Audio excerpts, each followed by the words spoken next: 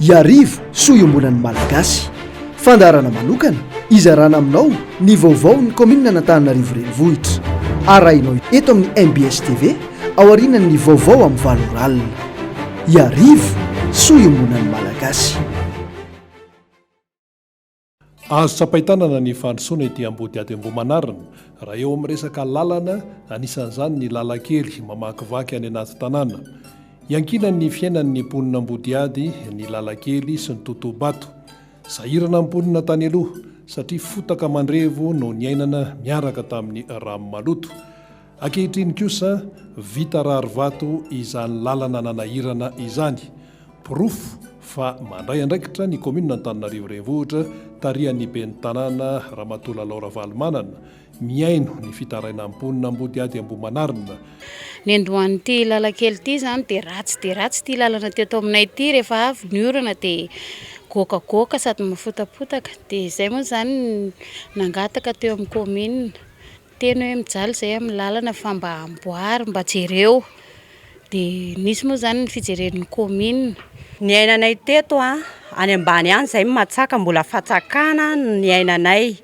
Lolo rano ianao menjera kriatsaly ity tamin'izany tonga aty an-trano zara raha misy rano tapany dia ny ainana amin'izao aloha mahafinaritra. Maro ny mpitondra zany taloha tsy niaina tamin'izao lalan'izao zay fa atao hoe kisilasila zany ity lalana ity. Nefany noho ny nisian'ny ben'ny tanàna zany nanamboatra n'ity lalana ity. Mahafinaritra zao fa na ny antitra ary afaka mandeha any ambany any. Teo ihany koa ny fikambanana izay efa nandray andraikitra tandrify azy dia ny fikambanana AIE misahana ny fitantanana ny rano fisotro madio eny an-toerana. Ny boriboritany fahenina ihany koa izay rafitra misahana mivantana ny ety Ambodiady dia nanamora sy nanafaingana ny fomba anatanterahana ny asa. Misy sekitera 10 Ambodiady ka anisan'izany ny eny Mangarifitra, ny eny Akadilalana, ny eny Tsahasoa, ny eny Faritra Atsimo, ny eny Atapitanàna. Arivo metatra ny lalankely izay vita rarivato, ao anatin'izany ny totoabato ary nisy ihany koa ny natao beton.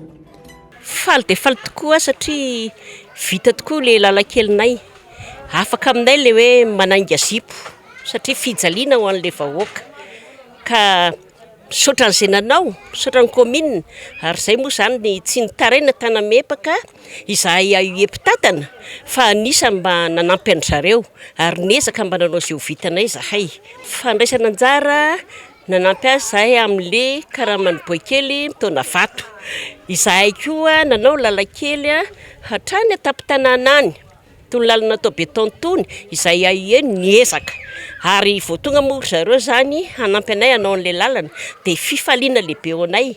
Tena faly dia faly izay satria mba manana fandrosoana ilay Ambodiady. Mitondra makany amin'ny fampandrosoana ny fahavitan'ny fotodrafitrasa toy itony ho an'ny mponina Ambodiady Ambohimanarina. Taky ihany koa toe-tsaina mivoatra ary eo indrindrandrindra ny fikojakojana ny zavabita tsy ho an'ny mponina ankehitriny ihany fa olovan'ny taranaka faramandimby. Fanentanana tiako atao amin'ny mponina manodidina kosa dia mba nikojakojana ny lalana satria tia lalana iombonana ary olovain'ny taranaka faramandimby rahatr'izay tia ny lalana ifamezivezena. Marina fa 20 taona mipetrahako teto tena ratsy dia ratsy ity lalana ity.